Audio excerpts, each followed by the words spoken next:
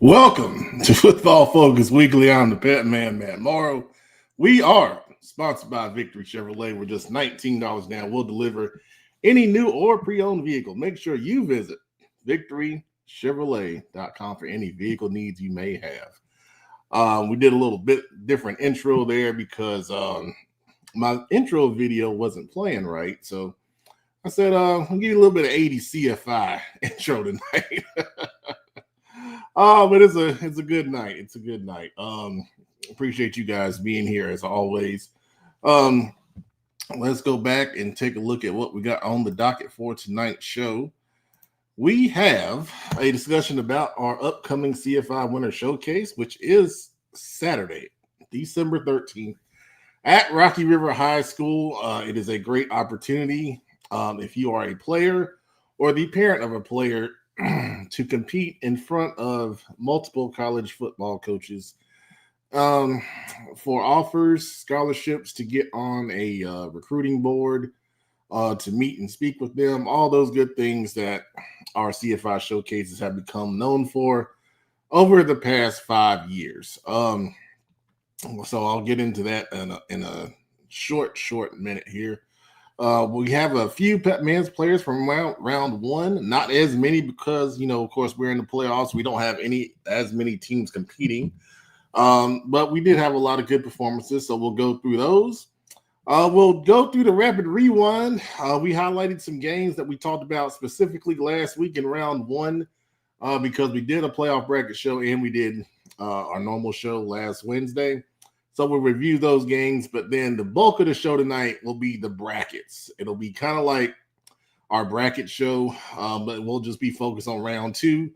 We're going to go through 4A through 8A. So if you care about those four classifications, the four biggest ones in the West, in the state of North Carolina, we'll go through those game by game. So maybe a little bit of an extended show tonight. But you're gonna get your money's worth. I mean, what am I kidding? You don't pay to watch this, but you'll get your value with your time here. Got 4 comments in the bucket. Travis Rogers, good to see you as always. J Man, good to see you. Karen Belt, good to see you. And Dakota McCann, good to see you. So good old CFI veterans. Good stuff. Good stuff. We got a lot of comments. So who is this? Is this? I was gonna make a special announcement, but they don't know who that is, so we'll leave that alone. Where are you at this week, Pep? Well, me and producer will be at Independence as they take on the Page Pirates. Our guy Shay Shottam, Shaquan will be at Nally Creek as they take on West Forsyth. Both games we will talk about here in our bracket discussion tonight. So there you go. All right. Before we get started, I do have something. Well, actually, we all have something we have to do here. Today is a very special day for us here at Football Focus Weekly because it is a birthday, and we don't usually get our birthdays, on the show, because I don't know when everybody's birthday is, but I found out it was somebody's birthday today, and I want you guys to help me welcome and wish this gentleman a happy birthday, the illustrious Coach Brandon Billups. It is his 18th birthday today, and we want to wish him a happy birthday. Nah, it ain't my 18th. Man, God is good. God is good, man. I made it 41 years. There's so many people that haven't made it to where I am, and I'm blessed. And, man, thank you to my brother, Matt. Hey, I don't think I would have got here without him. He laughing, but I don't want to start shedding no tears, but I appreciate you, man. When I went through some tough stuff, you need good friends like Matt Morrow, man. And he had my back. I love you. And I'm just glad to be here, man. 41.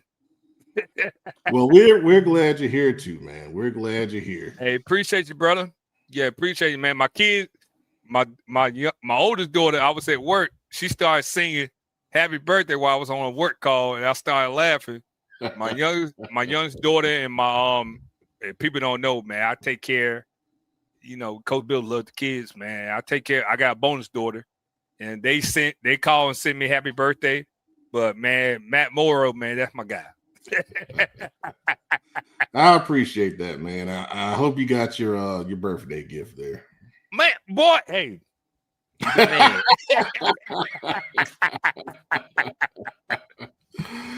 All right, we got pack on the west side, baby. We got some shout outs here from the loving CFI fans. Luke Zabo. Happy birthday, GOAT. He is your biggest fan, I tell you. I am the GOAT, man. Appreciate you, man. I put my birthday shirt on. Oh boy. J-Man's wishing you happy birthday or happy cash date, Unc. Well, there you go. Yes, sir. You're officially an Unc. Officially. Nah, I've been there. Nah, I got nieces and nephews. If y'all call me, oh, they down there. They drive me crazy, but I love them. Karen Belts wishing you a 41. 41, yes, sir. Happy 40. I am 41. There you go. Thank you, Miss Karen. Thank me, Miss Belt. Even though I don't rock with independence, but I rock with you because I support you. Oh man, Kendall Rudolph wishing you a happy birthday, and Dakota McCann as well. So thank you. All right, well, they've got a couple more there. Let's see. Rhoda Hicks maybe some balloons and money there. It made me feel up. Oh, do I need to post my Cash App? My Emily Cash App in my Venmo? No, you should not. 1320. Thank you. 1320 or roll. Hey. You know me. I don't rock with young boy stuff, but I appreciate the love, baby. That's right, Emily. Tell him you should take it back. I went to West Charlotte. But I love Coach. I would tell you this. I would always support independent because of one person. Y'all think ain't DJ McFadden, but Pep already know. Jeremy Johnson. Yeah. Go Jeremy Johnson. That's my brother. That is the white version of me. I don't know why he got on that staff. Okay. We are like night and day. All right. Well, once again, happy birthday. Now it's time to put you backstage. All right. We're going to move forward with the show. See, y'all got to understand, and y'all know watching, we got to take Coach Billups in small doses. Small dose. That's when he's best. I can't leave him on screen the whole show because then we get all out of whack. But anyway. All right. All right, CFI Winter Showcase. Once again, Saturday, December 13th at Rocky River High School. Appreciate them hosting the Winter Showcase. Our Spring Showcase had over 250 players in attendance with over 25 colleges in attendance. A huge success. We are hoping to, try to duplicate that. Although I will tell you, these spots for the Winter Showcase are limited. So if you're thinking about signing up, please sign up today online. CharlotteFootballInsiders.com. Typically in the winter, we really focus on trying to get our schools out of North and South Carolina in attendance. It's an important time because now with the changes in college football, we only have one transfer portal window, and that happens, kind of after the season when this showcase is taking place. We also have, college football programs coming off of their season, figuring out, what they need on their teams and their rosters. We have changes with coaches going to different colleges, changing jobs, things like that. So it's a very dynamic time. And when we started doing the Winter Showcase, it was really important to have an opportunity in this window when college football programs are evaluating all of their recruiting they've done throughout the season. They get a feel for the players that are leaving the program in the transfer portal, and they have to evaluate what they're going to pick up in the transfer portal versus bringing in a high school player. So to get on that radar, it's the greatest opportunity to do that right in front of their face. And we have our normal colleges that we know are going to attend because they've told us, anytime you do a showcase, put us down. So we'll have a graphic with the schools that are going to be committing to attend. But my stress to you is, how we operate over the past 5 years. We're going to have college coaches there. Sometimes we get questions on which college is coming versus what college is coming. And to be honest with you, in this environment, any college football opportunity is a blessing. I can tell you right now, I saw a player that came to our showcase. He went and played at Fayetteville State. Now he's playing at a Division I college because he used the transfer portal. He played well at that school, transferred up.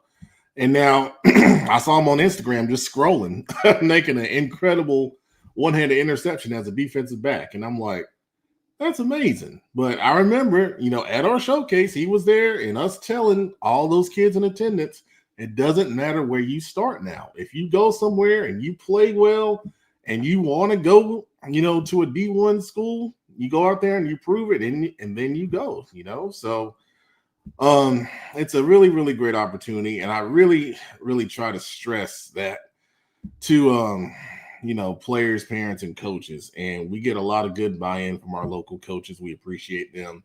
They come out and they sell their kids, and it's been a really good partnership from that standpoint. We appreciate our college coaches that come. We appreciate the parents and players that consistently come. And this will be another great opportunity to do so. And the big thing I want to stress is it's only $99. There are if you do your research about these camps, there are other camps out there. There's two that I noted previously a couple weeks ago on social media, $200 and something, and then $312 to attend a similar camp. And you don't even know if they're going to have college coaches there. That's the thing, man.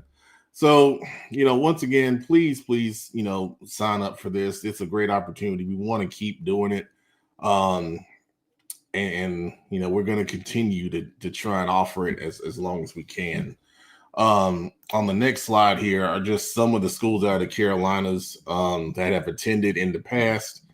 I expect to see some of these same schools here at the Winter Showcase again on December 13th at Rocky River High School. Sign up on CharlotteFootballInsiders.com. We have great relationships with those schools on the flyer specifically. And we like to continue those relationships and, putting them in front of, talented kids to compete and get on the radar, not only for offers and, potential scholarships, but to get on the recruiting board, which, is very important. It's very important, for a college coach to come out, to a camp and then they go back and they meet. And then the college head coach will sit there and say, okay, who you got this position? And then they throw names out and they can say, okay, I saw this kid live. He's legit. He's really as fast as his film is.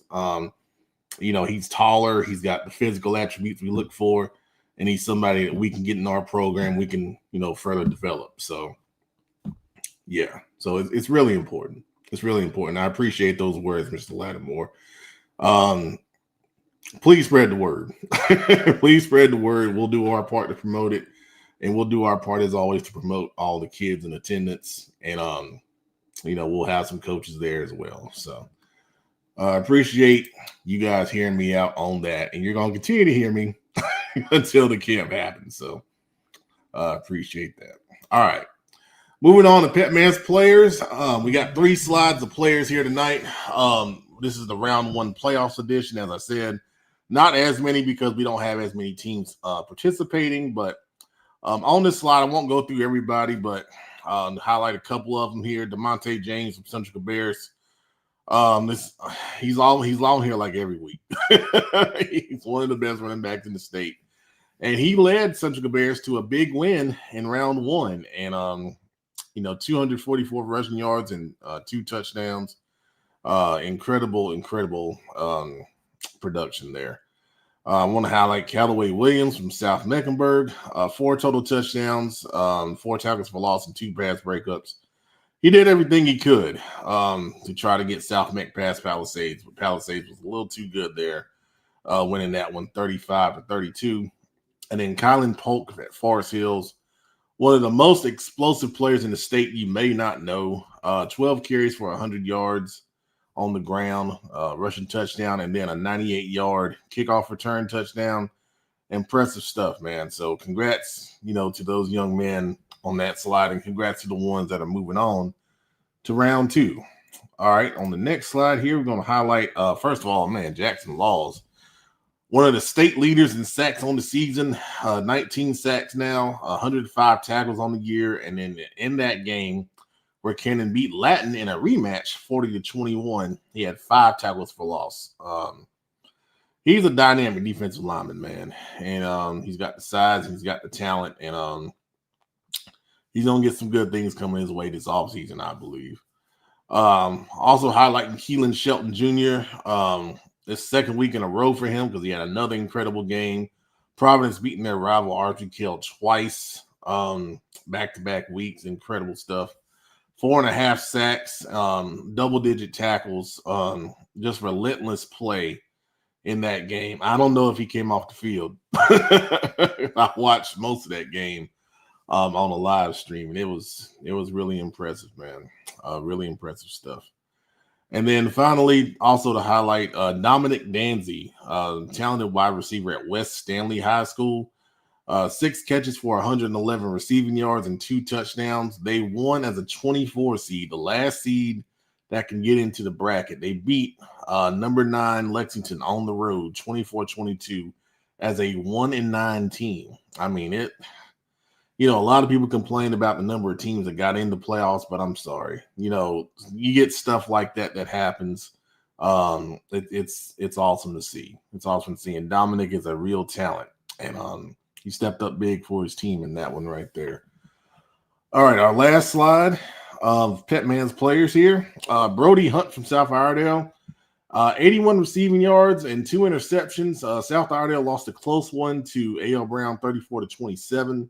But in that game, Brody became the leading South Iredell wide receiver by yardage in school history for the season. He went over 1,000 yards receiving. And, that kid's a CFI showcase MVP, and he went out there and proved it this season, man. I'm so happy for him. And, he's always going to be remembered now because that's a great thing, man, to make history like that. I want to shout out Brendan Raven from Providence Day. The private school playoffs and the NCISAA are also happening. They had a big round 1 victory over North Raleigh Christian. Had 9 catches for 148 receiving yards and 2 receiving touchdowns, plus 2 interceptions on defense. That's a heck of a game right there for Brendan. He's a talent. Congratulations to that young man. And then finally, have to shout out Zion Haley, man. What a game. For Chambers, the quarterback, dual threat kid, is a Queen City Senior Bowl selection. He had a game to remember in history. 4 passing touchdowns and a game-winning touchdown run.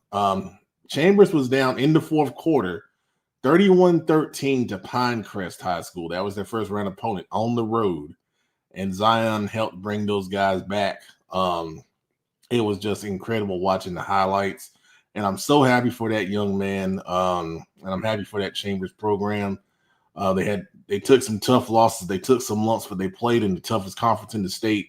And you see those battles prepared them to go out there and win a big playoff game on the road in a comeback fashion, like they did. So, shout out Zion and congrats to that Chambers program. We're going to talk about them here shortly as well. All right. I'm going to bring back the illustrious, and we're going to jump into the rapid review right here of the games that we kind of highlighted last week as the kind of big ones there. Let's get your thoughts, man. First of all, Palisades at South Mecklenburg. What you think about that one? What happened, and that's what I thought was going to happen. I thought Palisades was going to win a close game. if South Met was gonna win, I thought they was gonna win by 3. It was a good game. It was a good game. I was very excited about that game. The game that I'm very excited to talk about is that Audrey Kell and Providence game. Okay, go ahead. That was, hey, if you didn't watch that game, hey, I would tell you every coach spend some time on special teams because that was one of the game. Is you watch it. You know what I'm saying? Special teams. Salute to Audrey Kell. Salute to Wes Ward over there at Providence. He going to the jungle next week, but hey, that was a really good game. I had fun watching that game.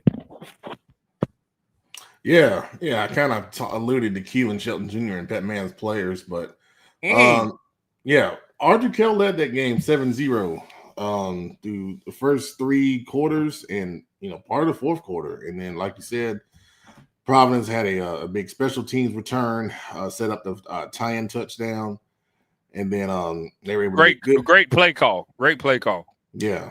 And then they were able to good field position, and then they had a short drive to get the winning score.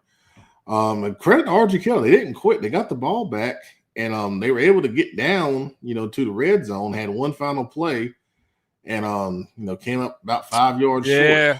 And, It was great. It was a great game. Like I said, special team. If you lose by special teams, then just put your shoulder pads up and hang them cleats up next year. I think Audrey Kell don't be really dangerous for Providence. I don't do something that we don't do on CFI. I don't like Providence's West Charlotte next week. It's just this week. It's just I don't like it. We'll get there. All right, but then let's go to this Chambers and Pinecrest game. But wow. Yeah, I mean, like I said, Pinecrest was up 31-13. I mean, by all accounts, they were controlling the play. And then Chambers just came alive, and they did it by throwing the football, which is something we hadn't seen probably since early in the season, where they, came out and they beat Clover and they beat another team early in the season by throwing that football around and putting up a lot of points. And they were able to channel, the early season success here and come back and get a huge impressive win there. I think Pinecrest played too safe. You know what I'm saying? Like, well, I mean, we said it. We don't say what we did. What have we said? What we have said about Chambers? Chambers, is that all? If they figure that offense out, because they got explosive 3 receivers over there. My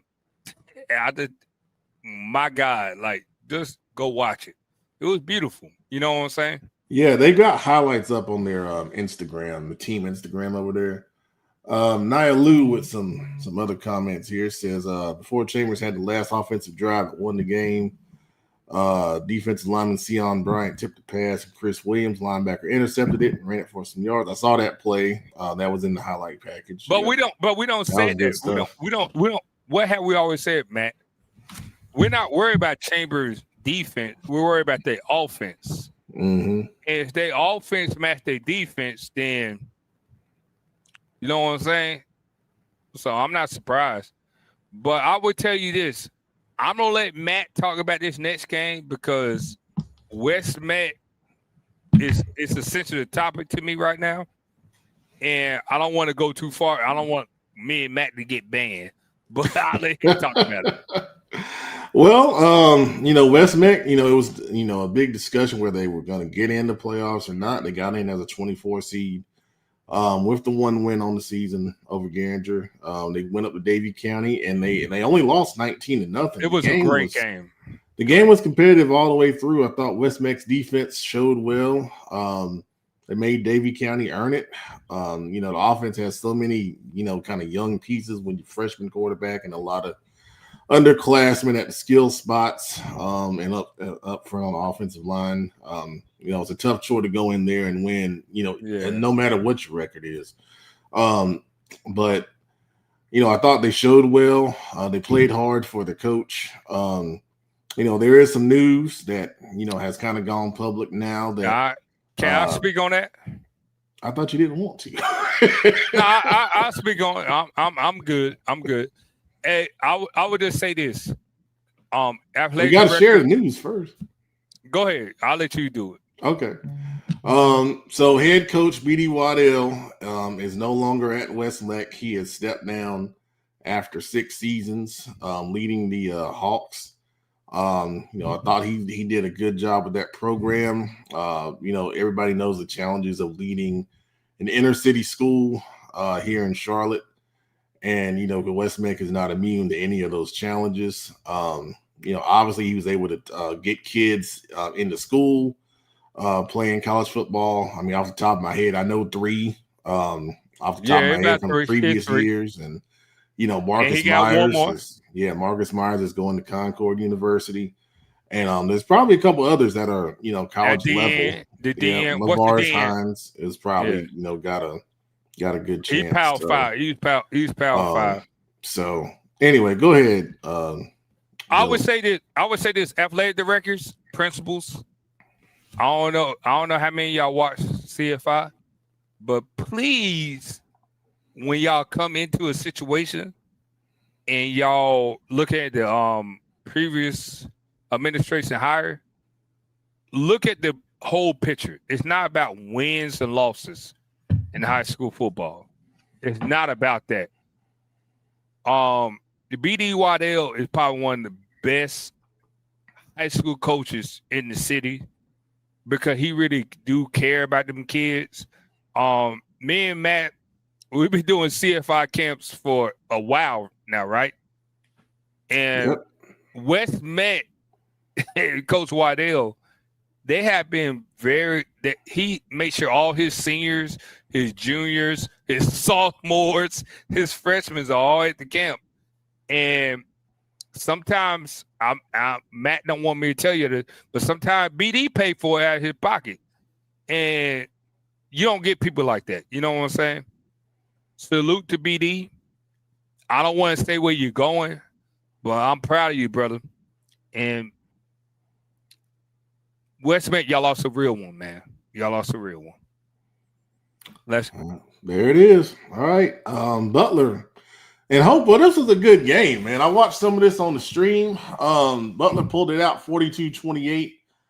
Made a couple of big plays when it counted, especially in the second half. I can tell you, man, I was watching the stream. It was 21-21. Hopewell had a conversion to get down to the 3-yard line.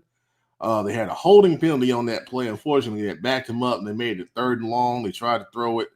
It was a sack fumble return for a touchdown early in the 4th quarter. I think that was the game-changing play. Had Hopewell scored on that drive, it could have been a totally, different outcome. So I want to salute head coach Brandon Sneed and his guys for, having them ready and playing well throughout that game. But, once again, Brian Hales, legendary coach, found a way to get it done. The kids at Butler stepped up and made plays. Kenyon Stewart on the D-line. Amari Sifford, cornerback, had an interception in that game. I thought the quarterback, Nico Henderson, played very well.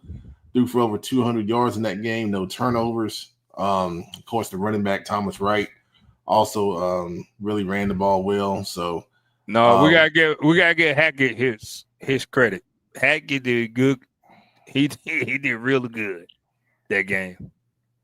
I think it was more in the offense, but Hopewell, hey, y'all a couple pieces away. Oh, they're on the way up. They're on the way up. Sure. Hey, I think me and Matt, we were really impressed because we was like, wow, because like that's no shot at y'all, but it was wow.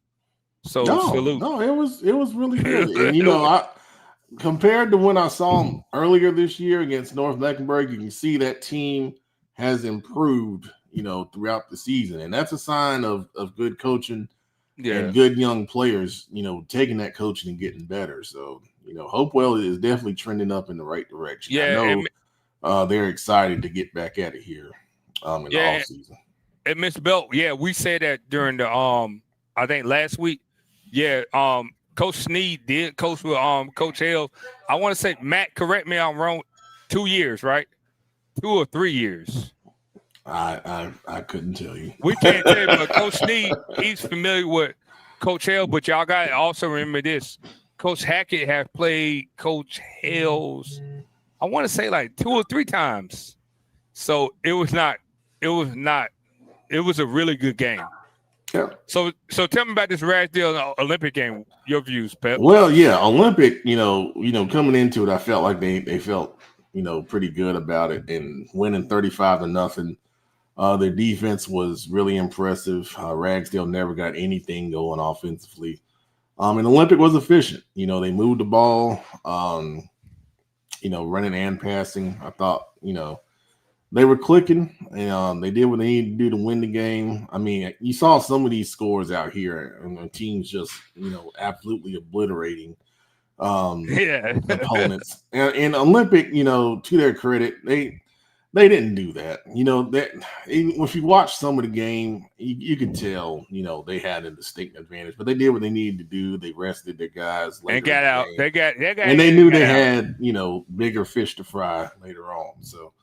It was a good win for Olympic, and their game against Sun Valley we'll talk about here in the brackets. It's gonna be interesting. Interesting game. That's a very interesting game. So, far as you in Concord, how did you feel about that game? Oh man, this was a really good game too. Forest View led this game for most of it. To the point they were up 2 touchdowns in the second half, and it was tracking to be a major upset, but Concord, to their credit, fought back. They got back in it, and they were able to take the lead late in the game. Forest View didn't quit. They scored to make it 29-28, and then instead of kicking the extra point, I believe there was a penalty on the initial attempt, some type of 15-yard penalty that backed them up.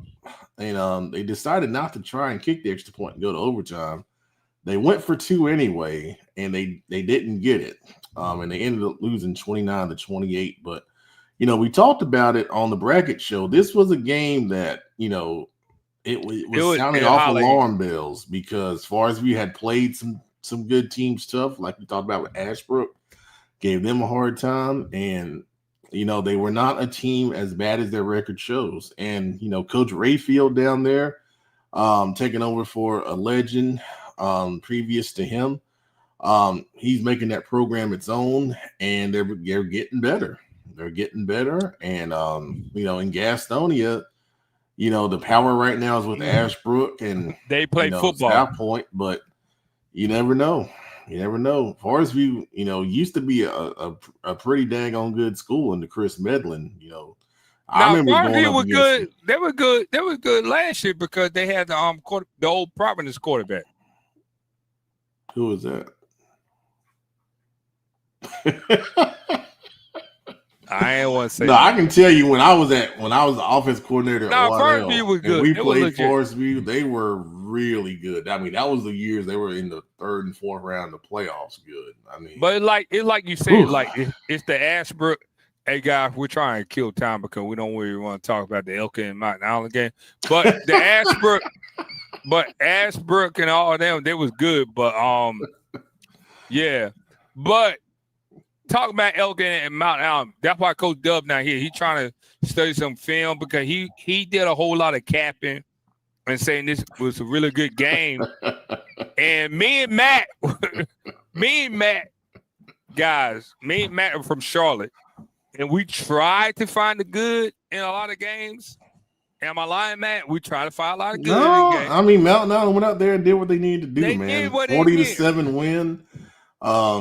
Yeah, Coach Dub is not here. He actually texted me and said they're in a coaches meeting right now. So. Man, he ain't no coach meeting. I don't call him. I don't call him. He ain't wings. He ain't wings because we'll talk about his. We ain't no talk about his game, right? Joe on Forest View and Concord, he says Forest View didn't take advantage of opportunities to put the game away, and there's the penalty. A ball spin after the touchdown hurt them on the conversion. Hey, if Joe and I are coming on the show, we're not on post Joe. Matt, give Joe a break, man. I love Joe. Joe. Hey, but I would tell y'all this. Mountain Island versus Allegheny is gonna be a good game this week. Allegheny runs a lot of unbalance, and I don't think they don't have it to an advantage because Coach Dub is a Butler alum, and he's used to the unbalanced stuff and all that. And don't give it away now. I ain't gonna tell him, but y'all might. You know Allegheny's watching. I don't care, but hey, okay. Me and Matt. Let's go to the next slide. But hey, somebody was watching. I don't tell you who was watching, but somebody was watching. Oh man. Hey man, hey look, man. Why my grades ain't showing up like yours yet? You ain't got as many. There you go. I'm stressing living my life like you go. Even knew I was lining him up. Oh man. So all right, we're getting into our bracket part of the show now. This is going to be the second round of playoffs. We're going to start in 8A and then work our way down to the 4A. All right, we got Huff and Palisades. Are we being honest, or we want to make sure people come back and view us? You say what you want. Palisades has no chance because I watched that. I think Huff is going to blow him out. Coach Simmons. I don't care. He's going to call you. He don't have my number. He ain't the first time for somebody from New York. New York want to beat me up, but man. Oh boy. I think it's gonna be Huff by 3 scores. Okay. And the reason why I say that, I didn't like that South Met. I ain't like that South Met Palisades. If Palisades has stump on their throats, I would say, ooh, I'm curious, but I'm not curious about it. I'm not watching this game. I'm just going to view it on Twitter, and we don't go about it. Let's go to the next game. I guess I have nothing to say. No, you say whatever you want to say, but I don't care. I don't coach football. I'm media now, so Coach Simmons, I respect you, Simmons. You my guy, but I just don't. And no quarterbacks. Let's go. Okay, so the big thing here is I do like J-Man saying here. Ethan Royal has done a great job all season long, being elusive, a dual threat quarterback, keeping plays alive, the running back, making things. I think the running backs. Yeah. One of the things Shaquan told me, because he covered the South Meck Palisades game last week, South Meck was able to run the ball on Palisades a good bit. So to your point about the running backs, we got Marvin Reed, we got they have 3. Yeah, Boogie Funderburk. And you gotta respect Huff's O-line coach. He knows what he's doing. Yeah. So I mean, if Palisades is gonna, have a shot at the upset here, they've got to stop the Huff running game first and foremost. I do think they have, some good talent in the secondary, that can hold up against the Huff passing game. But if they can't stop the run, then it's just gonna be a really tough deal there.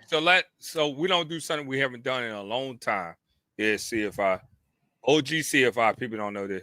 Hey Matt, if you're Palisades defense coordinator and I'm Huff's OC, how are you gonna stop me? Well, it's tough. Because I got Tyron coming back. I don't hold up. I don't give you a scenario. I got Tyron who been sitting down. You don't know if he don't play or not, right? Mm-hmm. And my run game been hidden lately, right? Mm-hmm. And I got a week of rest, right? Mm-hmm. What you don't do? You don't pinch. What you doing? Well, I mean, not knowing any tendencies. Yeah, there we go. Yeah. As far as what we've done all season, I mean, Palisades has been a 4-man front, from what I can remember of seeing them. So, I mean, we're going to play to our strengths. We're going to, Palisades is deep on defensive line. I probably am going to move a little bit to try to cause some confusion. I'm not going to blitz because I don't think that's going to be very effective. You don't got to move. You don't got to move. You don't move. Ethan, I am going to play man coverage because I need, help with my guys, coming down in the box from a safety perspective. You know, I may, you know, show some one high and two high to just to mix it up a little bit. But it's going to be primarily man, because I feel like, you know, my secondary guys are good enough to at least, you know, hang with, you know, Huff in the passing game a little bit, and hopefully give my defensive line time to, you know, cause a little bit of a pass rush. But I got to keep Ethan in the pocket, so I'm not going, you know, all out, you know, to try to get there. It's a contained rush kind of strategy, and you know, everybody's got to rally to the football. That's the main thing. So I'm Huff. I'm going to Palisade, and y'all say this is a shot. This not a shot. This is me getting y'all football, because I'm a football coach. I used to coach football no matter what anybody say. I'm gonna go watch Palisade versus Providence, right? And I don't see what the disconnect was with that, because you was up big and then you lost the game. And well, by this point, you know, everybody's got like every film. Yeah. and then I'm gonna be like, hey, I smoked South Mac, and I'm Huff, right? And I'm Huff, offensive coordinator, defensive coordinator. I smoked South Mac.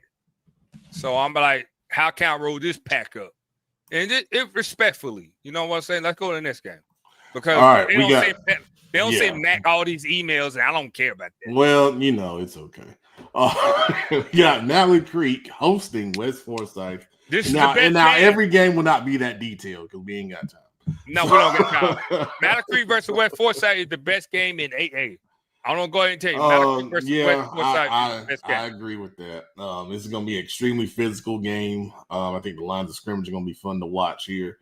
Both of these teams, I think whatever team gets the running game going here.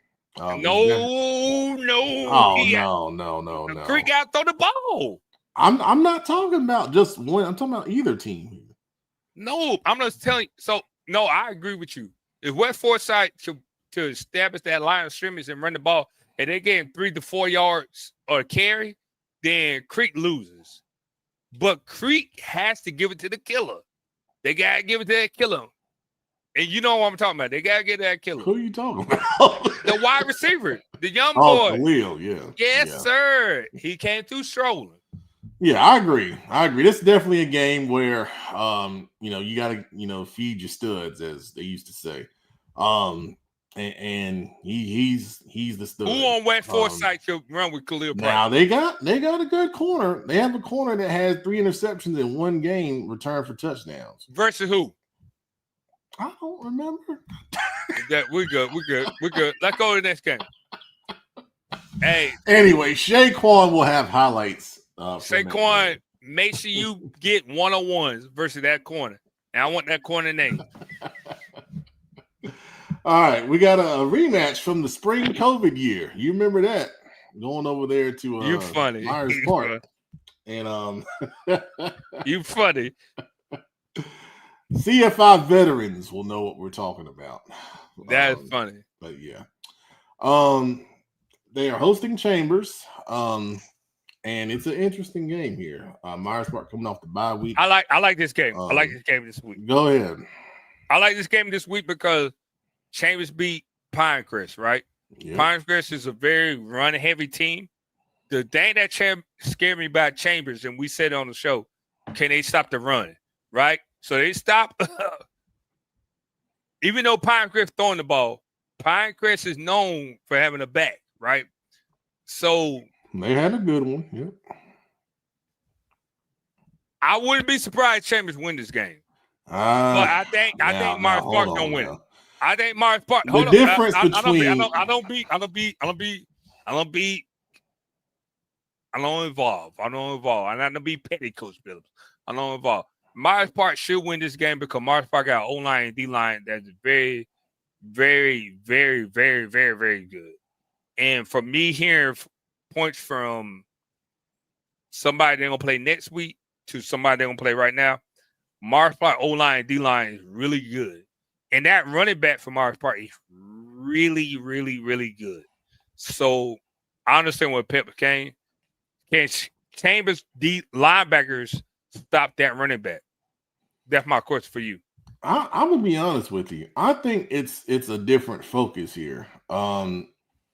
Yes, Myers Park will run it with Falzerano, but the challenge Chambers is gonna have here is defending Brody Keefe on the outside, Chaz Portis on the other side, and then all the other complementary guys in the passing game.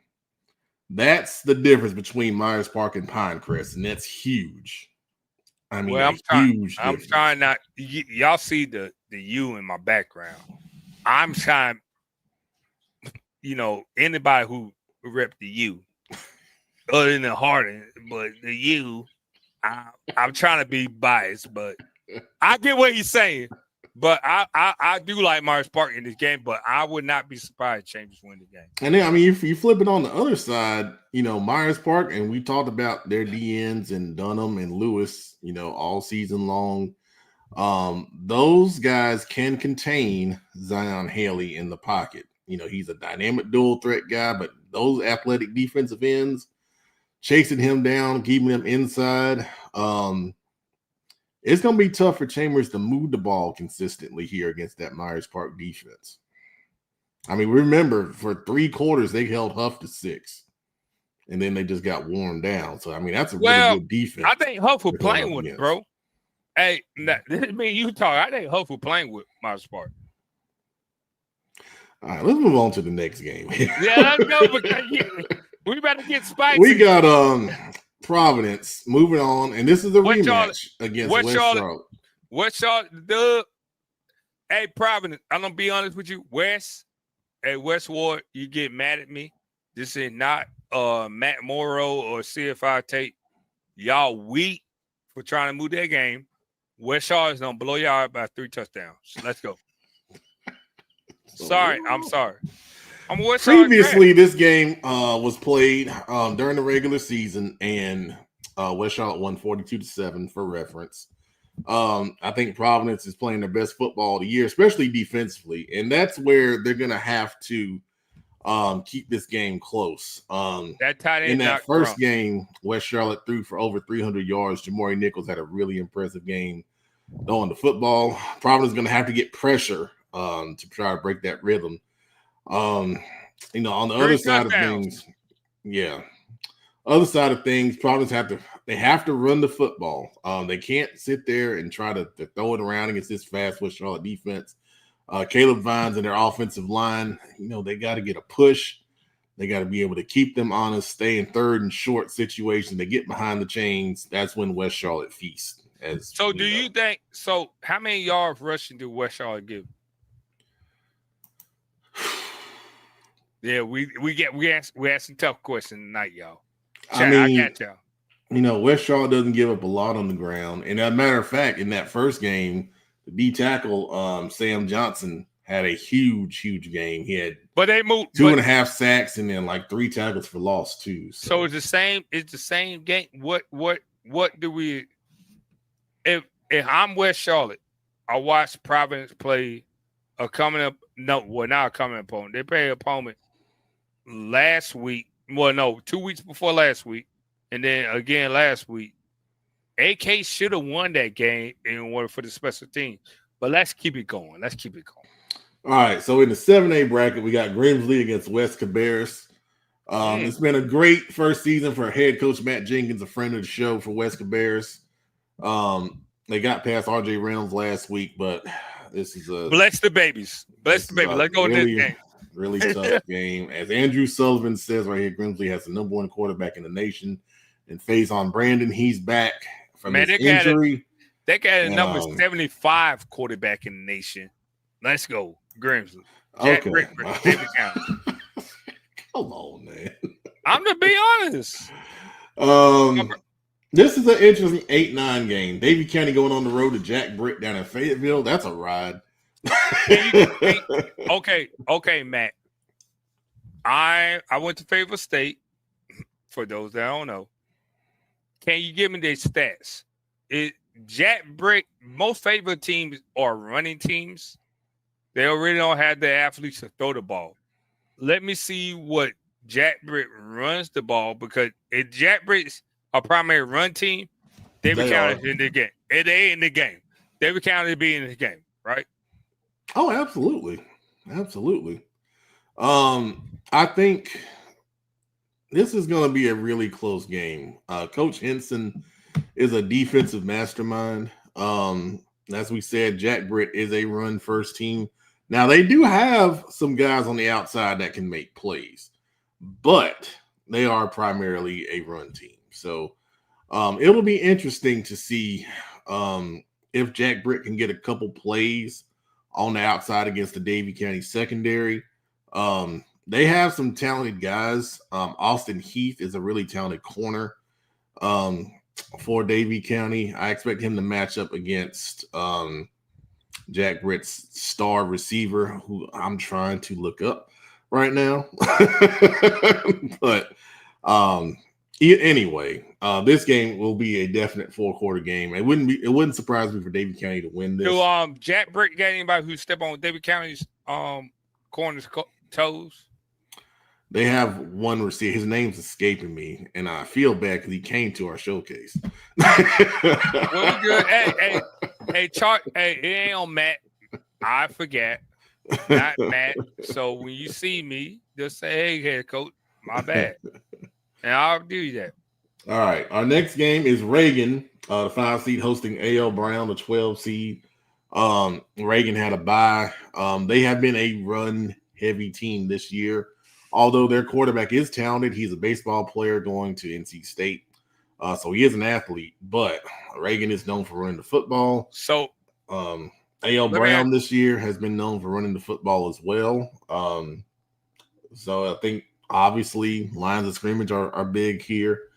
What was A.L. Brown versus Sister Bears? What was the score?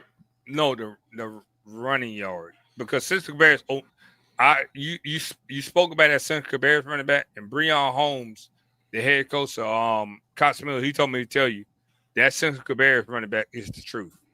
Oh, I know. So if Reagan running back is really good, is decent. They have two. Good. They have two really good running backs. All right, give me Reagan. Yeah, now Central Bears, A.L. Brown 39-21. A.L. Brown. I don't like that. I don't like that score. Central Bears led at halftime though, 21-18. So yeah, let's go. All right. Next game. This is a playoff rematch from a couple years ago. We got the Mooresville Blue Devils, the 4 seed, hosting the Butler Bulldogs. So I want to make J-Man mad right now. I'm going Butler because I just want to make him mad. But I like this game because can them defensive ends stop Butler's run offense? And I'm not really don't count Brian Hills out. I don't like that game he played against this Hopewell, but I do know Brian Hills know how to do he know how to put people in the right position to be successful. And Mooresville, y'all better not underlook him because he might get y'all. Well, here's the reason why I don't think they will, because a couple years ago, Butler came up there and beat him in the second round. So, for the coaches on that staff that remember that, they're going to have their ultimate respect and focus. Joe Nixon was up there. It was still the head coach. No offense, Mr. McCombs, but Joe Nixon was still the head coach. I'll say that. But y'all know how I feel about serious right now? Y'all know how I feel about Joe. Y'all know how I feel about Joe. Yeah, Joe's a great guy, but okay, I'll be quiet. Go ahead and talk. I'll let you talk.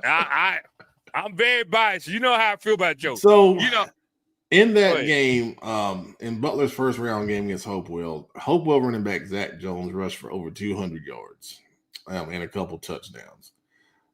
So the big thing for Butler is obvious. They've got to shore up the run defense because if Mooresville's able to run it at that clip, they're going to have a really good night because that's going to open up the passing game on the backside. Butler does have some talented guys in the secondary, but if they're running it well, they have to bring an 8-man down and try to slow it down. Then, of course, Brody Norman's got any number of targets in the passing game to take advantage of that. So it all starts with the Butler run defense. They got to find a way to slow them down, for sure.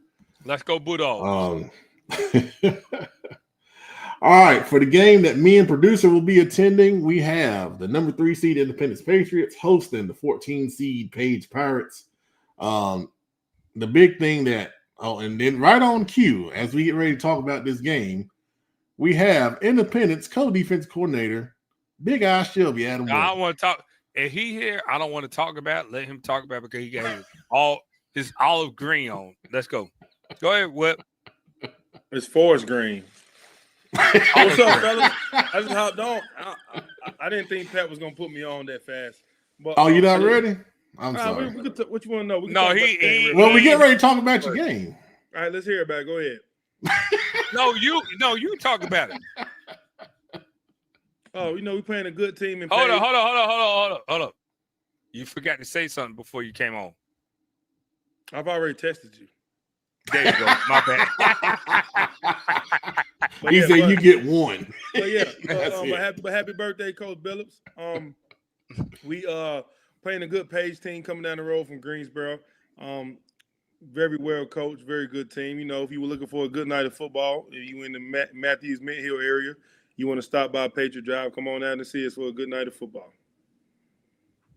Well, that's why we're coming. Me and producer are coming. Hey, Matt. Let me let the people know. No, don't, Matt. Don't. I said it earlier. Matt, go West Charlotte. Go West Charlotte Providence. He hit that high note. Look at Chris. Oh man. What other games have y'all covered so far? Look, we did 8A and some of 7A. No, let's keep going. Congratulations to everybody who won last week. Nah, we ain't doing that. Let's go. Oh man. Karen said don't give up the game plan, big guy. So there you go. Look, hey, wait. He hadn't done it all season, so he has. Hey, but I was just come on and make sure everybody having a good night, good week. I just got practice. I just got home from practice and everything, and I just want to make sure I show my face so I can still get my my Bojangles gift card at the end of the year. Nah, I already ate that. He dropped that off when he gave me my birthday present. Oh man, y'all just coming up with your own conversation. Hey, hold on. Where my birthday present at, man? I got you one, man. On Friday? Yeah. Hey, boy, I love you, boy. You doing good, man. I got you. You doing a good job. Hey, let's go to this game. I got to eat my dinner real fast and get back on, man. Go ahead, man. What you gonna eat? A Whataburger? Nah, 10-piece juicy Cajun garlic, man, from Touchdown Wings here in Mint Hill. Let's go, hey man. Take them off. Take them off the screen. Juicy garlic. Oh my bad. Hey, juicy garlic. I don't want to see me eat that. No sir. But Independence and Page, like he said, Page is a good team, defeating their first round opponent 68-0. So they're coming down from Greensboro. Who is that? Yeah, we can look here. Hold on. McDowell out of the mountains. Oh, we already knew that. Let's go. Yeah. So, but anytime you beat a team 68-0, that ain't nothing to sneeze at. Hey, I'm gonna go ahead and tell y'all, Richmond versus Porter Ridge. I got Porter Ridge. Why is that? I don't like Richmond County. But that don't mean because you don't like them, that don't mean they gonna win the game. No, I think Porter Ridge is a very physical team. I don't think a lot of oh my God. I don't care. I don't think a lot of non-county Charlotte schools could be physical with us. So go Porter Ridge. Well, I can tell you. And I got beef with somebody on Richmond County. So let's go. Go Porter Ridge. Richmond County is coming off this big win over Pinecrest. Go Porter Ridge. 58-27. The quarterback, Evan Hodges, really talented, threw for over 300 yards in that game. Really accurate passer. Richmond has a lot of speed on the outside. And then on defense, they're very fast as well. I think they're a dangerous 6 seed in this bracket. Porter Ridge getting past Cuthbertson in a conference rematch last week. Tough game, 26-16. I honestly think Richmond in their offense might give Porter Ridge some problems. They're going to have to get to the quarterback. Hey, let me ask you a question. Who the head coach of Richmond County? Brad Denson. Where the former head coach at? Union Pines. All right, we good. Hey, go Porter Ridge. Well, Felicia Bristow says, too funny, go Richmond Raiders. Hey, Felicia. Bye, Felicia. Let's go find. Hey. Felicia, thank you for watching football. Nah. Hey, go watch The Observer. Let's go, progress. Yeah. Stop. I'm sorry. I'm letting you go because it's your birthday. No, don't let me go. You blame me, but hey, if it ain't mayo, it ain't right. But hey, let's go. What? The 7 seed Lake Norman is hosting the 10 seed East Forsyth. East Forsyth coming off a huge win, 63-0 in their first round game of Purnell Sweat. 48 points in the first quarter, by the way, in that game. I like East Forsyth. I have never seen anything like that. I think they said it was 1 point from a state record of points in the first quarter. I think I like East Forsyth because of what you said when they benched that running back. Lake Norman. I don't think the Lake Norman running back, the one who was at Statesville, right? Yes. If they don't get him, East Forsyth. Interesting. I thought the running back Jaden Nordveit played really well against Mooresville. Despite the loss, I thought he had a really good game running the football. Coach Willard at East Forsyth, really talented, well schooled coach, championship winning coach. Lake Norman coming off the bye. It's interesting. I thought they played Mooresville very well, nearly won that game. Yeah, this is one of the best. This is one of the best games in this bracket. This one literally can go either way. I say it's 2. I say that first one, scroll up, Pep, is that not that one. Mooresville versus Butler is very interesting, but I think this. If I'm being honest with you, Lake Norman versus East Forsyth probably won. Lake Norman versus East Forsyth won. I'm being honest. In the comments here, Joe says he believes East Forsyth receiver Jair Richburg set the school record for receiving yards. He is a big time talent. Big time talent, man.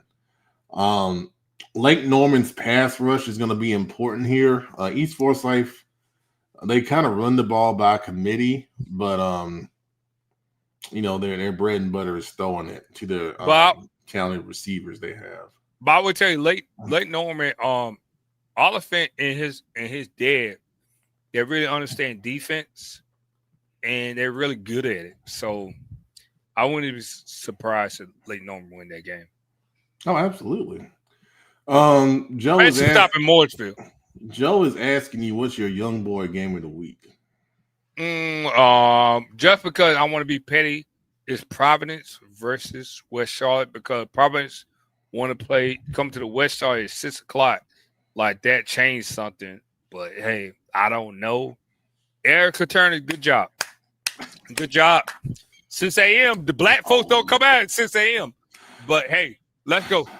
My goodness.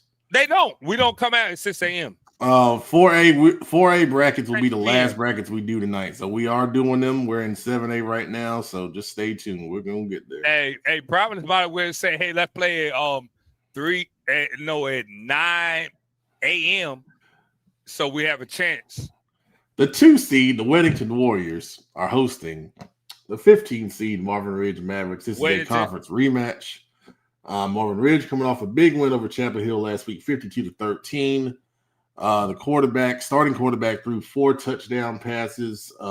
Really impressive from that perspective. Now, so me being honest with you, when I hear Marvin Ridge and throwing the ball, this is not being shady. I don't get excited about Marvin Ridge football, right? Marvin Ridge football is ground and pound. Am I right? Am I lying? That's what they've been known for over the years. Yeah. So if they had said they got 5 or 6 touchdowns in the run, I'd be like, okay. But Marvin Ridge not a bad game because he replaces Coach Leggett. He replaced the whole O-line, right? Mm-hmm. And they replaced a running back, correct? Mm-hmm. It makes sense. Yeah, Weddington, coming off the bye week, they've been playing extremely well. And one thing we didn't talk about is the effect of bye weeks that might have on a team. Especially teams that are playing a really good rhythm and things like that. Yeah. It's important that they get started well. The good thing for them is they know Marvin Ridge. They played them. They beat them earlier this season. So, yeah, they're a heavy favorite. For sure on that one. And they got somebody from West Charlotte on their team. So let's go. Let's go. All right, in the 6A bracket, the 1 seed, the Watauga. What's their mascot? I forget their name. Warrior. No, are they Warriors? What's Watauga's man? Anyway, they host the 16 seed St. Stephen's. This game is a rematch of a game they played a couple weeks ago. Watauga only beat St. Stephen's 26-16 in that game. So it'll be interesting to see how this game starts. Oh, Pioneers. Thank you, Dakota. Thank you. That's it. Yeah, they are the Pioneers. Look. Yeah, thank you. But interesting thing here, can St. Stephen's, handle all the different changes they're going to see from Watauga? Because if it was a close game the first time, I can guarantee you Coach Habich and his staff are going to throw 17 different formations, and I'm not joking. With the special teams in it. The special teams. Yeah, so a rematch with Watauga is, congrats to St. Stephen's for winning that game. It was a great first round game. They got past their opponent, who I'm trying to pull up here. But McDowell, wasn't it? No, that was Tabor. Yeah. In overtime, 24-23 overtime win. Mount Tabor ain't like that this year. Let's go. I'm being honest. I'm sorry. It's my birthday. The 8 seed Charlotte Catholic is hosting the 9 seed AC Reynolds. This is actually an interesting game. Well, why don't you go ahead? I'm sorry. Go ahead. I'm sorry. Go ahead. I'm blessed, man. I'm 41. Go ahead. I think AC Reynolds has a chance in this game because this ain't the same Charlotte Catholic. But if you don't have cover 2 beaters and be able to stop the run, you're not being Catholic. And it's hard playing that stadium. It's hard playing that stadium. I don't care who coaches over there at Catholic. It's hard playing that stadium. So my apologies to my brother Pep. Go ahead, Matt. I'll be quiet next game. You got it. Sun Valley Olympic. You got it. I'll be quiet. Garrett Nolan is the guy to watch offensively for Charlotte Catholic. As the illustrious said. And to your point, Kendall Rudolph, yes, they do. They run the same wing T offense. The important thing here is efficiency in that wing T. They had a bit of a mid-season slump offensively. Apparently, there were some coaching changes on the staff, but they started to bounce back toward the end of the season. So we'll see. I think the extra week really helped them work on some offensive schemes and things of that nature. So it'll be interesting. Like you said, I think it's a good game. Like you said, AC Reynolds, that name will draw fear in some of us Charlotteans that have been around for a while because for years we've gone up to AC Reynolds as a city of Charlotte and not come back. All right, next game, 5 seed Sun Valley Spartans are hosting the 12 seed Olympic Trojans. Sun Valley obviously with a bye week. Then Olympic coming off the big win over Ragsdale. This is an interesting game here. 2 senior quarterbacks, and Noah Lineberry and Chance Cato. I kind of wrote a preview for this game on Prep Red Zone, North Carolina. I think in this game, we always talk about running the ball come playoff time, but I think with 2 senior quarterbacks, seasoned and talented, I think it's going to be the passing game here. Whatever team can get their passing game going, I think is going to win this football game. And Sun Valley could throw the ball because I'm not mistaken. Matt, correct me if I'm wrong. The Sun Valley quarterback is the one who got me fired at Gus Mill. Yes. Yeah. Oh no, no, it was another kid. But well, you wanted to say it. Hey, it be your brothers. It be your brothers, y'all. It be your brothers. Nah, but Sun Valley, I think this is a dangerous game. I don't want to pick this game. And Matt probably don't want to pick this game because these are 2 very physical teams. They're very similar. And I respect both head coaches. Yeah, because I think the way they're set up, they have good senior quarterbacks like we talked about, but they also have both have senior talented multi-threat running backs in Bryce Nixon for Olympic and Zach Cullen for Sun Valley. So then you start breaking it down, you start looking at receivers. I think Sun Valley probably has a little more seasoned talent at receiver. I think Olympic has some guys that can make some plays. But Sun Valley's been through the wars a little bit more on that in that part of it, and then the offensive lines. You start looking at that part; it's probably even. So, I mean, it's going to be a really good football game. Yeah, I really think it comes down to the quarterbacks. I really do.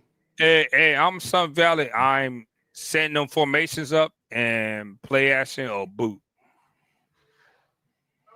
Well, I can tell you, Noah Lineberry throws an excellent football. He's got a good arm. He's got really good mechanics. He gets the ball out fast. One of the things I really liked about their offense last year is if it's a 3-step drop, it's 1, 2, 3, or catch and throw from the gun, and it's gone. And I mean, they do not mess around. That's really tough to stop in high school.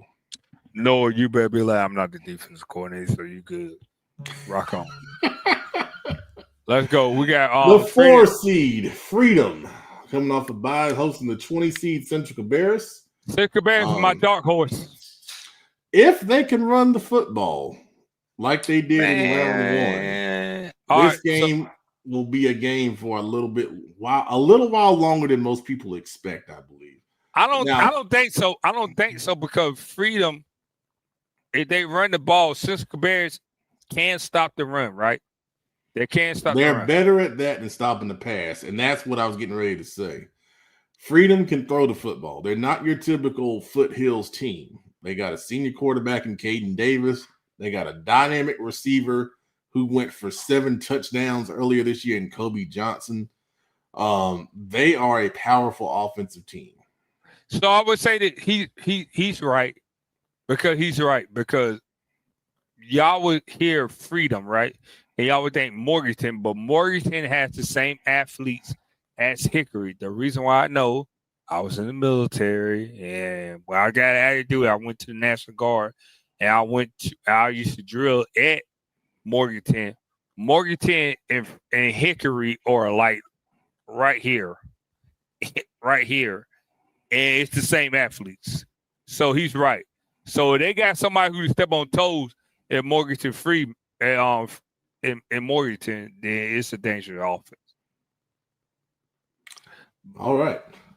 But hey, I would tell you this. I don't know, man. Cabarrus got. I'm always gonna be. You know how Lil Scrappy said, "Forever I love Atlanta, forever I love Charlotte," and that 704. Hey, I don't think nobody F with us athletic wise, so I'm going with Cabarrus. All right. Well, our 3 seed is the Ashbrook Green Wave, and they are hosting the 14 seed Statesville Greyhounds. Come on, hey.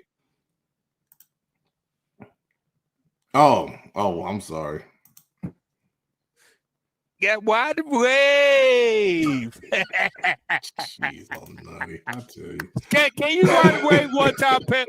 Come on, No, Matt. I don't Matt, do that. That's Matt, y'all's thing. Matt, wide wave one time, baby. If Big Wide I was here, wave. I'd put him on the screen. Come on, and let Matt, him do it too. Matt, come on for my birthday, man. This is my birthday. Wide wave. Yeah. What's your birthday present? This nah. Oh yeah. Hey, Matt, bless me, man. I can't be mad at him. Statesville defeated Alexander Central last week in round 1, 28-3. This is going to be an extremely physical football game at the lines of scrimmage. Both of these teams have big linemen on both sides of the ball. They're going to get down and get after it. The team that wins the line of scrimmage is going to win the game, plain and simple. There's no secrets between what Ashbrook is going to do or what Statesville is going to do. Whoever's the most physical, that's going to be the winner. I think it's Ashbrook because Statesville got that limited possessions. Now this next game, but I don't know. J-Man wants to know that he's 139 yards away from 1,000 on the year. Man, don't post him no more, man. He the ops. Congrats, bro. Oh man, Kendall Rudolph talking about freedom says freedom was better than Hickory for a while. It was they were before Joe Glass. Yeah, before Joe Glass got there. Can we say it before Joe got there? Yeah, that's fair. That's fair. All right, the 6th seed Ashboro is hosting the 11 seed Dudley. Dudley is coming off a win over Glenn, 35-14. Now they were tied with Glenn 14-14 through 3 quarters last week. I like Dudley. And then Dudley, had a big 4th quarter to win. I like Dudley. Our Dudley guy is here. Tell us why Dudley's gonna win, man. Hey man, he got Ferrari on over there, Dudley, because I don't think I'm sorry. My bad. Oh man. They can't match up with their athletes. I think this is a bad game for the 6th seed. Well, Ashboro is 7-3 on the season. Now they were only 2-3 in conference play. They lost to Northern Guilford, Southeast Guilford, and Northeast Guilford. Oh yeah. Hey Dudley, let's go. Dudley versus Ashbrook next week. So to that point, Dudley beat Northeast Guilford earlier this year, so there's a common opponent. What about it? South? They didn't play us up. They would have beat the mess out of Southeast Guilford. All right, go with TC Robinson and Kings Mountain. I got Kings Mountain. Let's go. Well, now I'm curious here. I'm looking at Dudley's schedule. Excuse me. Y'all forgive me. I get mad. Dudley, they beat Northeast Guilford. They played Southeast, didn't they? They didn't. Man, it was small. All right, go look at Northeast versus Southeast Guilford. Hey, chat, okay. I'll be right back. Matt, don't be by himself. Hold on. Give me 1 second. Oh no. Give me 1 second. I'll be right back, Matt. All right, I'll put you behind. All right. So he's saying because number 4 at linebacker and number 5 at running back.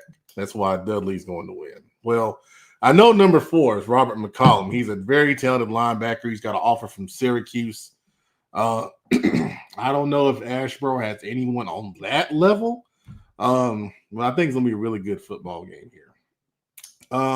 Andrew Sullivan has score predictions. Okay, well, let's go with these. It's a 50-14 over Palisades. Mooresville 40-20 over Butler. Independence 38-14 over Page. Catholic 25-10 over Reynolds. Okay. Well, Andrew, if you come to Friday Night Live on Friday at midnight, we'll check your work and we'll see if you're right.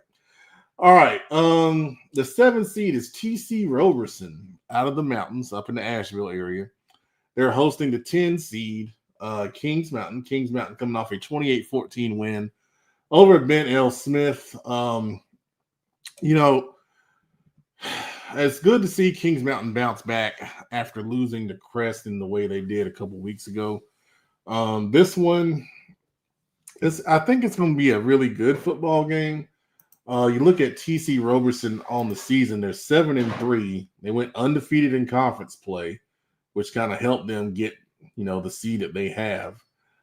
They did beat AC Reynolds, another playoff team, 21-14 for their last game before the bye week. So, I mean, they're playing some pretty good football coming in here. Their losses all happened earlier in the season to Watauga, South Point, and Freedom. So it's not like they lost to anybody who's, not good.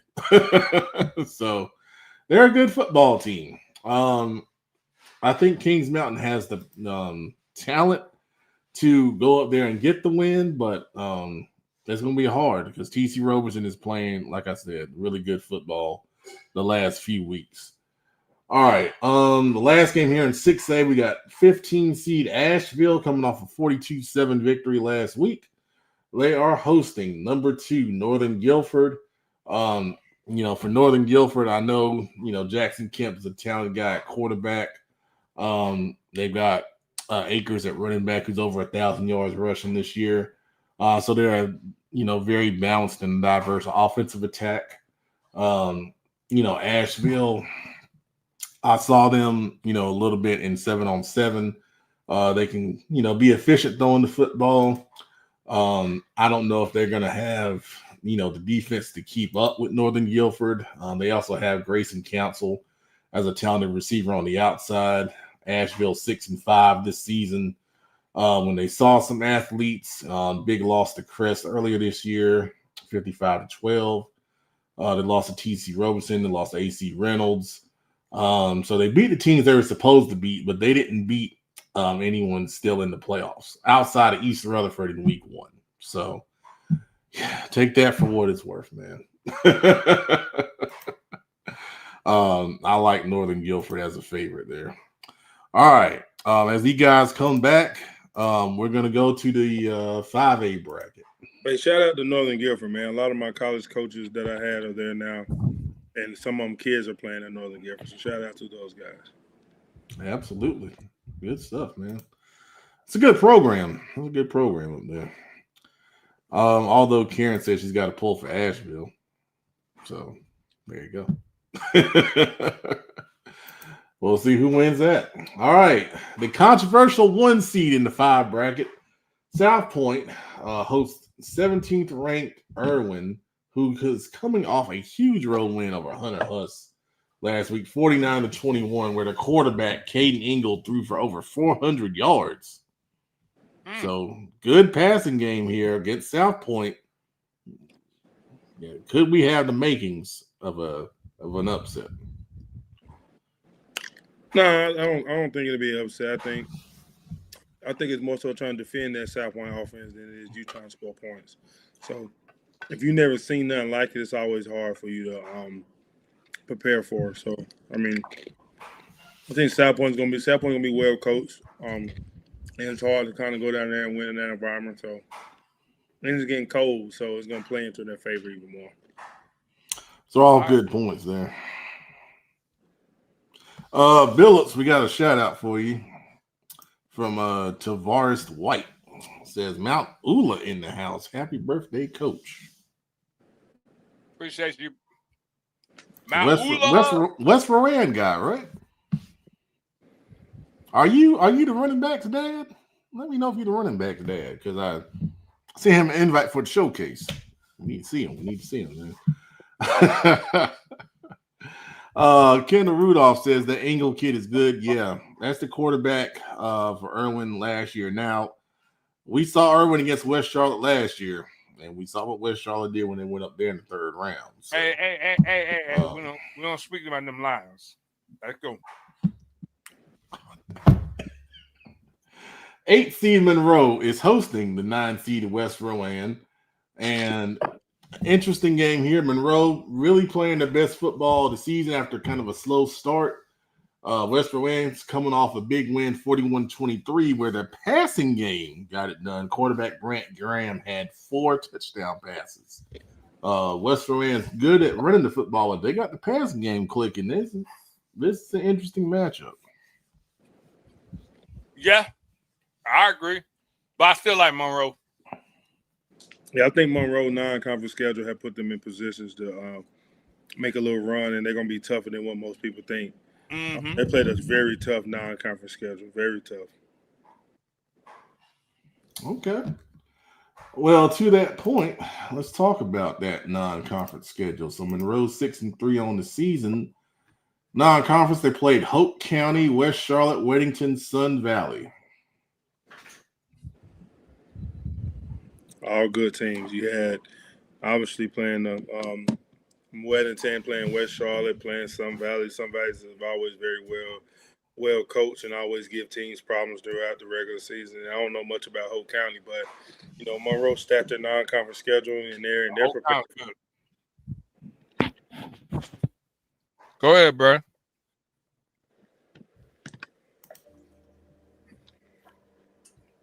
Okay. So I don't know what happened there, but Ralph Amsden says another great show. Well, thank you, Ralph. Shout out to my guy Ralph, man. I coach his son. Man, Mike. all right, hey, Mike and Jay. Hey, Pep, Ralph is a guy you need to know. Ralph is the Arizona's high school sports 24/7 guy. So if we ever looking for any national publicity and want some type of connections with Arizona, man, my guy Ralph Amsden is the one to go to. Well, if we ever get CFI to Arizona, then. hey, Mike, come out there. We're Charlotte football insiders. Well, he lives in Charlotte. Okay.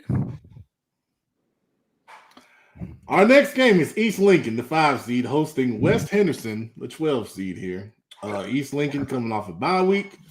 Strong offense all season long. West Henderson, I think they're going to have to run the ball here, try to keep that East Lincoln offense off the field.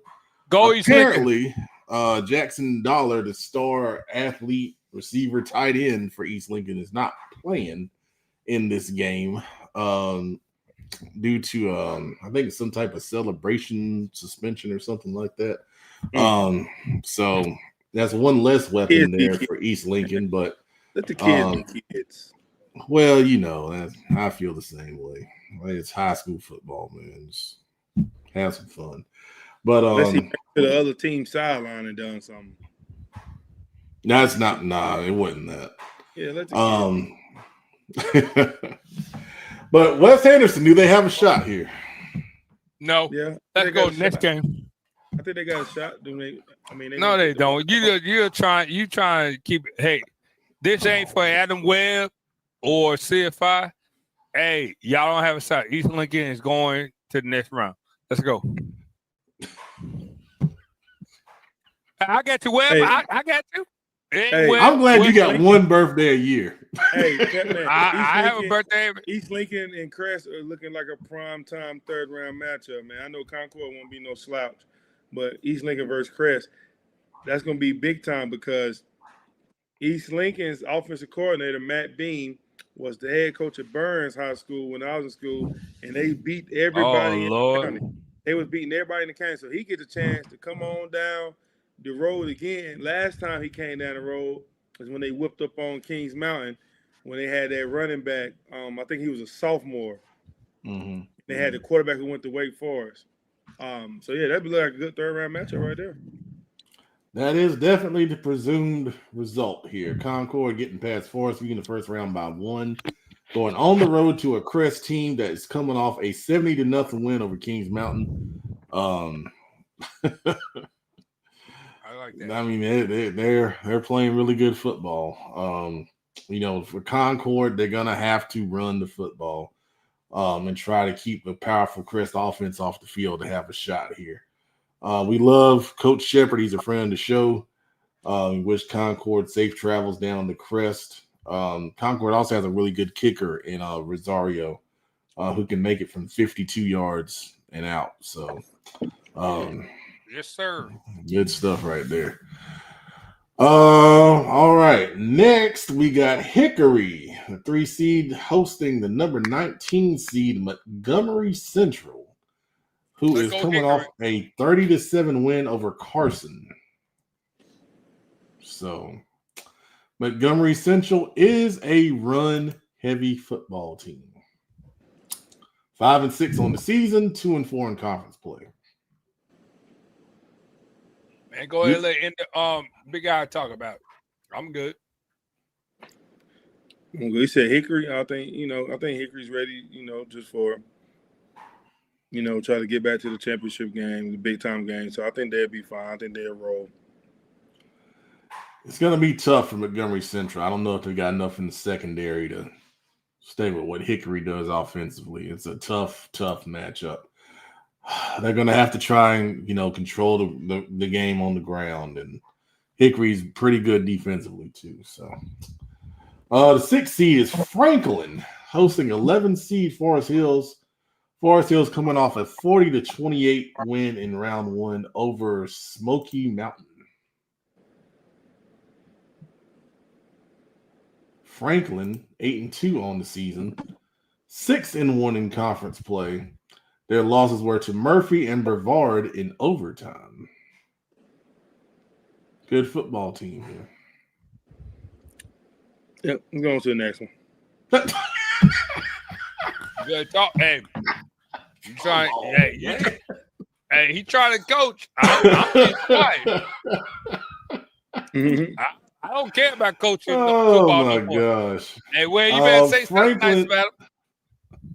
Franklin on the season is a more of a run team. They have a really good running back in Mr. Young, who has rushed for nearly 1,600 yards and 22 touchdowns on the year. So obviously for Forest Hills, you got to stop that young man. They're a balanced passing team. I don't know if Franklin has the speed necessarily to stay with Forest Hills athletes. So this could be another high-scoring game here. Where is Franklin? Franklin is in the mountains. They got Forest Hills got to go up there in that cold weather. They go that cold weather. Let's see. It's in Franklin, North Carolina. I don't know where it is. It's in the mountains outside. Boom. It's outside. Boom. It's like going to Tennessee. It's in the Nantahala National Forest. Huh. Look, man, look, Webb, thank you, Webb. Cover your face, Webb. Webb, thank you, Webb. Cover your face, Webb. Webb, cover your face. I got it. I'll be funny, man. This game will be played at Cherokee High School because obviously from the damage from Helene, Franklin Stadium is not ready to go. So. Webb, I got you, bro. Webb, hey, let me be it. Yeah, it's the 7 seed Northwest Cabarrus is hosting the 10 seed Oak Grove. Go Oak Grove. Why go Oak Grove? We're just saying, let's go. Next game. North Davidson versus J.M. Robinson. Who we got? Come on, man. Northwest Cabarrus coming off of 2 losses. The big one 2 weeks ago to J.M. Robinson in a rivalry game. I want to see how they bounce back here. Oak Grove was a good football team. They can really, slow down the running game, especially. That's what Northwest Cabarrus does well on offense. So this is going to be a really, really good game here. I think it's going to come down to the end for sure. Yeah, that'll be a good game, man. Northwest Cabarrus, they've been rolling lately. So, I think that'll be a good game. I think they try to get their hands on trying to play J.M. Robinson again. So. Oh, they definitely want that. They definitely do. Who want to play J.M. Robinson again? Oh, Northwest Cabarrus. Oh, they don't get smoke again. Let's go. What's wrong with you, man? It's my birthday. I'm just telling the truth. I'm gonna send all these DMs to you that I'm gonna get. I respond. J.M. Robinson is hosting the 15 seed North Davidson Black Knights. North Davidson coming off. North Davidson. Hey, I'm gonna go ahead and say this ain't no CFI related statement. J.M. Robinson don't smoke North Davidson by 35 points. Because of what North Davidson did in my senior year in 2003. Let's go, J.M. Robinson.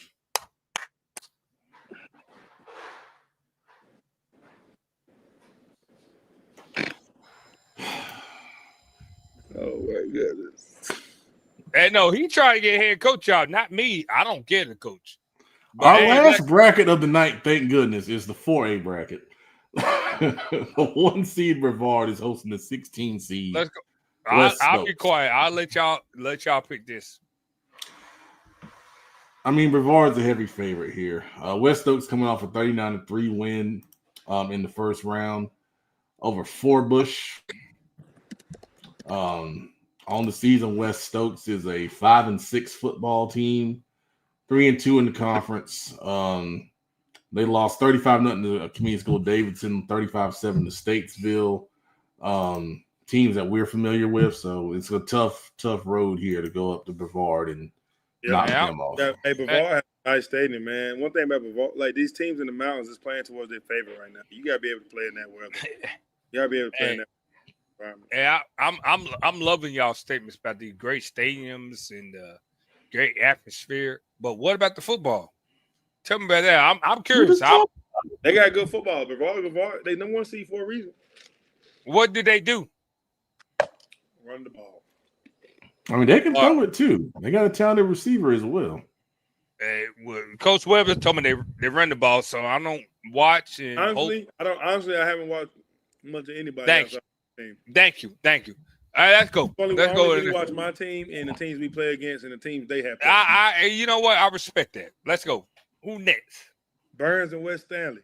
Shout out to my guy, Coach Devine over at Burns. Hey, so tell me about Burns and West Stanley. What they do? Burns has been relying heavy on the run game. They got a couple of different athletes who can hit you and hurt you different ways. Got a pretty good defense as well.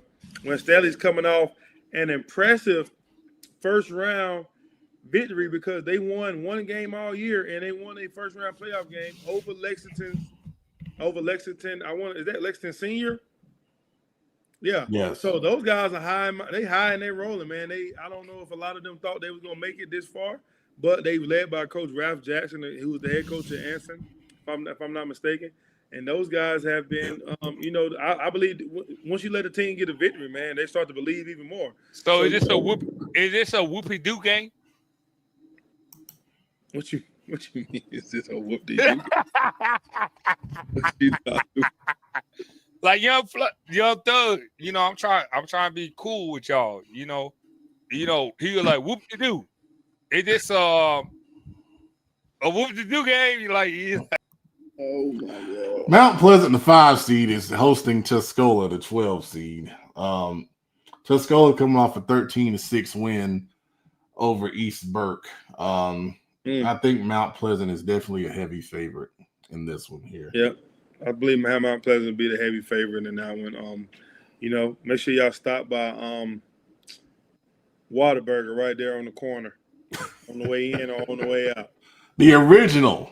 The original. Yes, not the corporate one. All right, 4 seed Pisgah is hosting 13 seed West Iredell. West Iredell coming off a 45-0 victory over Ashe County in the first round. Whoop-de-doo. Let's go Coach West Iredell. Fitzgerald is doing a great job for the West Iredell program. Pisgah, a traditional mountain team, well coached, 7-3 on the season. They went 5-2 in the conference. Losses were to Mountain Heritage, Franklin, and Brevard in 2 overtimes. Okay. So this is a pretty good Pisgah football team here. It's always impressive. You can take Brevard to 2 overtimes for sure. On the year, they are definitely more of a run team. They have a running back in Pope, ran for over 1,700 yards and 23 touchdowns on the year. So you have to stop the run and see if West Iredell can do it. 3 seed Newton Conover hosting the 14 seed Fred T. Ford. Fred T. Ford coming off a 21-19 win over Lake Norman Charter last week. First win for Fred T. Ford in the playoffs in a long time. Shout out to my guy Ram Squad, man, Michael Ramsford, man. Congratulations on that playoff dub, man. And he going back to familiar territory, playing Newton Conover, man. So I'm sure that'll be a good game, good night. Ram Squad. So they played earlier this year, a few weeks ago actually, and Fred T. Ford lost 35-14. So we'll see if they can make the corrections and pull off what would be an upset there in round 2. Next game, the 6th seed, the Maiden Blue Devils are hosting the 11 seed North Surrey Greyhounds.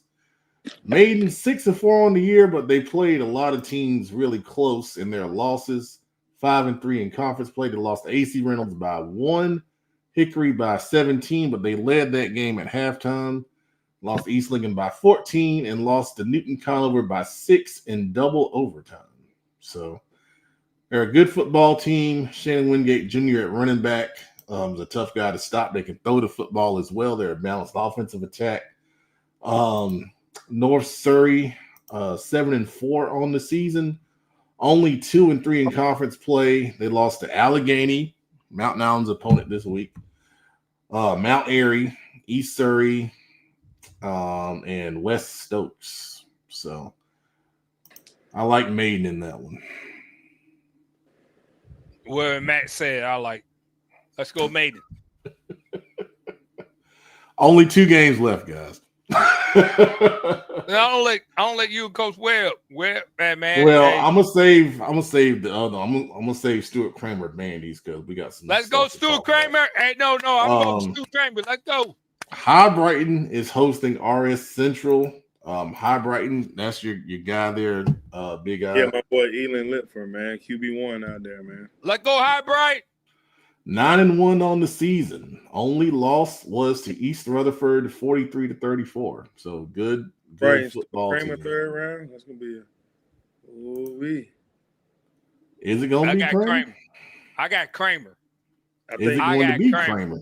I think it is going to be Kramer. I think if Stuart Kramer wins that game, that's going to be probably the best, one of the best teams High Brighton have seen all year. So, High Brighton has, let's see, their best teams they played. Played a good East Rutherford team. Yeah, East Rutherford is the one they lost to. Oh, man. There you go. Thank you, Pep. I think you're right. Roll it up. Zip it up. St. Stephen's is probably the second best team. Well, East Wilkes. Is East Wilkes good? East Wilkes 7-3. Okay. But it's been a while. It's been a while since they've seen a team like that. That was earlier in the season. So Stuart Kramer and Bandies.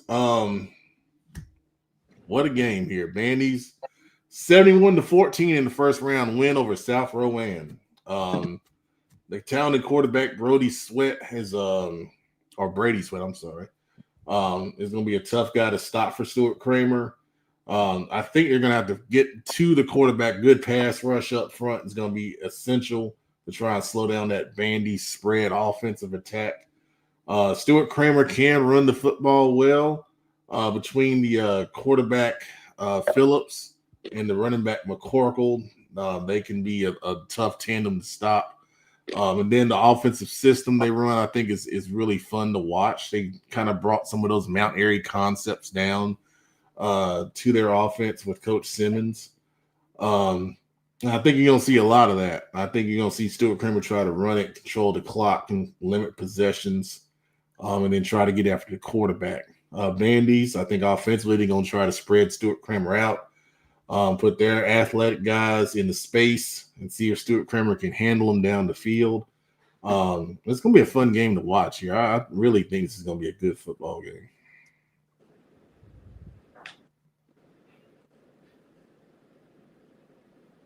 No one else got nothing? Stuart Kramer's rolling, man. I think Stuart Kramer's prepared to continue to play in the playoffs. And, they had a good regular season. So I think they'll be prepared and ready to go. Hey, it's like the great poet Aubrey said, "What did I miss?" Let's go, Stuart Kramer. Joe Hughes says Kramer has forced 23 turnovers this fall. Okay.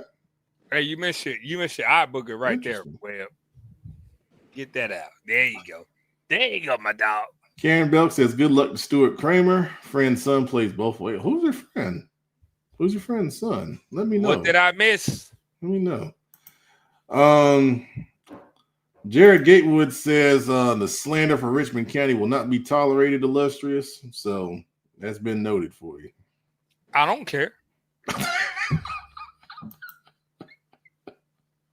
What did I miss? I figured you would say that. All right, just for Dakota. Hold on. When have Rich McCown been relevant to me at West Charlotte? It's just me being honest. Like, they're non-relevant. Y'all got y'all defensive coordinator went to Providence. Coach Torrance from Statesville. Thanks for watching. Hold on. Don't sleep on Bandies. Man, we're not. Cool. We're not. Cool. Hey, Gatewood, I respect you, but your defensive coordinator went to Providence. I don't respect nobody who went to Providence. Last game of the night is going to be Dakota McCann. Shelby East Rutherford. Why don't you go ahead and take that one, Big Eye? I can't hear you for some reason. Hold on. Hello? Oh, okay. It's working. Oh, well. All right. Well, Shelby East Rutherford is going to be a really good football game. Yeah. Hey, go Shelby. Shelby's offense, led by Landformer, and I think their running back was a Petman player. He had a really good game running the football last week. 3 touchdown runs, over 100. Is he a freshman? The Fred Jonas Woods, man. I believe, yeah, Jonas. Yeah. Wow. I remember coaching Jonas at the City Park, man. Wow, that's impressive, man. Yeah, Jonas been a guy since he's been a kid, man. That's a big game, man. Shelby East Rutherford, like I said, East Rutherford knocked off Reedsville last year, so I think when they start trying to put themselves in tier teams, I think they're looking to have another signature win against Shelby. But Shelby, they're not on knock. I think Coach Russ is gonna have them kids ready to go. It should be a great atmosphere. Shelby East Rutherford has always kind of been a field of hatred. Nobody really likes each other from there. But it's gonna be a good fun night. I think Shelby football in the playoffs is just different. I know those coaches and those kids gonna take it to another level in another gear, and it's just one of those, right? They've been on the road. Kind of remind me a lot of my senior year, schedule-wise. One home game, then you had to go on the road for the next 4 weeks to go win a state championship. So I think those guys are going to be ready to go, ready to play. A lot of guys are going to step up, I believe, and get the job done. But I know they're going to have to play for 4 quarters, and I know the coaches are preaching that, right? Play for 4 quarters, and, good things to come out on their end. So here it is. Hey, I'm on Shelby's side. The baby Lions, let them go get what they do. Whoop-de-doo. The baby Lions. Lions. Oh, man. Joe Hughes says Shelby's discipline will determine the game. Golden Lions average better than 10 penalties. And I think they the Golden Lions? I didn't know that. I thought they're baby Lions. The only Lions I know is from West. Well, I thought, and I believe that East Rutherford is a team that will capitalize on those penalties. So I think Shelby can't get into all the lip boxing and the extra stuff that kids are trying to get you to do. I think East Rutherford is a team you don't want them to have good field position all night, especially because of penalties. No coach wants to do that. So, yeah. Yeah, good stuff. That's going to be a good football game. All right. Well, we appreciate everybody watching tonight on Coach Billups' birthday, who had a show to remember. Nah, this wasn't. Y'all just booted me and all that. We appreciate everybody watching tonight. Everybody go support your teams on Friday night. Be here for Friday Night Live at midnight on these same outlets. Hey, we don't go live on CFI Patreon. Bring your drinks. Now playing. Good night, everybody.